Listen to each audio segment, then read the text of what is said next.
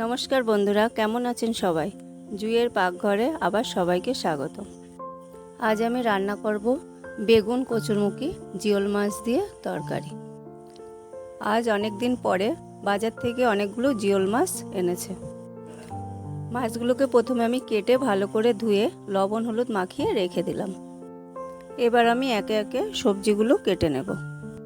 এখানে আমি নিয়েছি একটা বেগুন, 8-10টা কচুরমুখী, আর নিয়েছি 5-6টা কাঁচা লঙ্কা, কারণ এখানে আমি শুকনো লঙ্কা ব্যবহার করব না, তাই একটু ঝালটা বেশি নিয়েছি। প্রথমে কচুরমুখির খোসা ছাড়িয়ে দুভাগ করে রাখলাম। বেগুনটা এতই কচি যে ছোট না করে একটু বড় বড় সাইজ করে কেটে নিলাম। এবার আমি কাঁচা লঙ্কাগুলোকেও এর সাথে চিড়ে রাখছি। প্রথমে কড়াইতে আমি গরম জল করে তাতে কচুরমুখিগুলো অল্প সিদ্ধ করে নিচ্ছি। অনেক সময় কচুরমুখিগুলো রাঁধলে সিদ্ধ হতে চায় না, তাই আগের থেকে আমি একটু ভাপ দিয়ে নিচ্ছি। কিন্তু দেখছি কচুরমুখিগুলো খুবই ভালো, একটু ভাপ দিতেই নরম হয়ে গেল। এবার আমি মাছগুলোকে একে একে এপিট ওপিট করে ভালো করে ভেজে নিচ্ছি। জিওল মাছ ভাজতে গেলে একটু সাবধানে ভাজতে হয়, কারণ এই মাছ তেলে দিলেই তেলটা খুব ছোটে।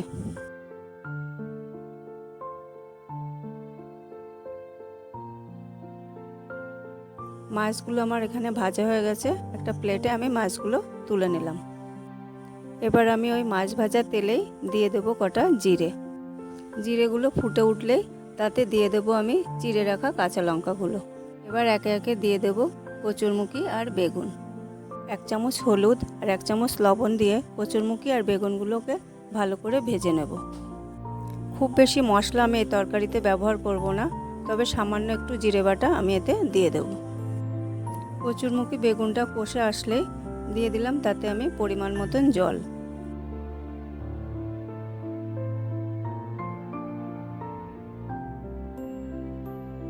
আপনারা দেখতে পাচ্ছেন তরকারিটা আমার ফুটছে। এবার আমি দিয়ে দেব ভেজে রাখা মাছগুলো।